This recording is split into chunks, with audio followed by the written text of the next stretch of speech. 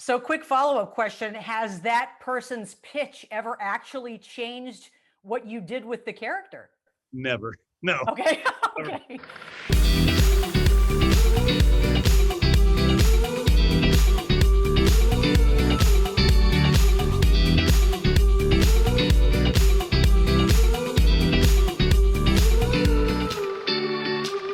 4 minutes is not enough time. You know how much I loved this movie. I'll get to all the reasons why in just a second. But the first question, and it may be a silly one, obviously you've talked about having free reign, getting to bring back, kill off, do whatever you want to do.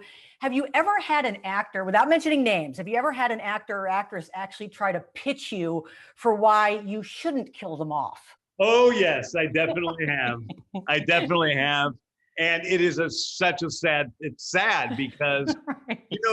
I really am very sincere. When I'm killing off a character, it's because it serves a story. I'm not just doing it willy-nilly.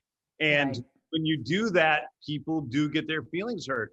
And I think in movies in the past, it wasn't as big of a deal because movies were basically one story. But now we're creating universes and franchises where somebody can be in one movie and then they're going to be in 20 other movies, and they're going to make Sure. a huge living off of that. And today, they find out they're going to be killed in movie 1 or 2, and they get sad. So it's Right. been hard. It's been hard. So, quick follow-up question. Has that person's pitch ever actually changed what you did with the character? Never. No. Okay. Never. Okay. So, note to actors, don't even bother. It's just going to waste your Do time. not really. bother. Yeah. Obviously you've got all these great posters. I mean, I can't say enough about the great scenes with everybody in groups walking in slow-mo, but I have to give credit to somebody that I don't think has been mentioned much, and that is Storm Reed. That Oh, scene yes. with Yes. that scene with her and Idris got me so I can't even talk about that scene. That to me is so pivotal to this film, Yeah. and I feel like she's getting overlooked. I think you're right. She is incredible. And she came in, she auditioned for that role. A lot of young actors auditioned. And it's hard to find young actors. It really is, because they just aren't as seasoned. It's like you don't find many young surgeons, right? So Right. she is so good. And in that role that scene is so important to the movie, because up until that point, you're like, okay, it's bombastic, it's violent, people die, people live, it's crazy. And then you get to that scene and you go, oh, these are kind of real people. This is really some drama that's happening here with this character who is also a jerk. I mean, we don't see Right. many leading men like Idris Elba who are actually jerks. He's not just kind of a fake movie jerk to his daughter. He's an actual Right. jerk. Mhm. And so I think that scene is so helpful to us. And she was so helpful to the movie as a whole, and as a delightful human being as well. Well, I mentioned I got choked up, believe it or not, more than once during your film, The Suicide Squad, and that definitely sets up a couple times I got choked up. Music. Last time I had a chance to talk to you, I feel like it's been forever. It was for Guardians of the Galaxy 2, and we talked music. You're known for your soundtracks.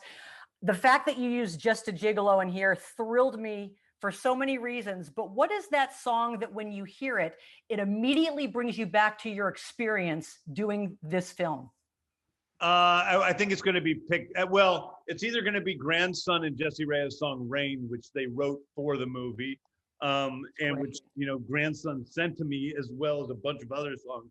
And I'm like, wait a second, Grandson, stop on that one. That's a really important song. Right. Yeah, and then he goes and he makes it. So that's the biggest one. Also, the Pixies' "Hey," I think I'm never going to.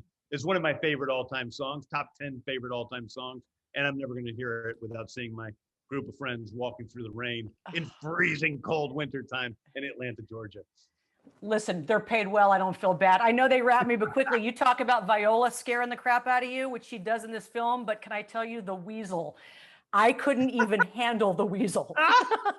No offense, but it was, besides all the goo you feature in this, the weasel completely freaked me out. The weasel is, to me, he's just Bill the cat from Bloom County. He's just completely gross, completely disgusting.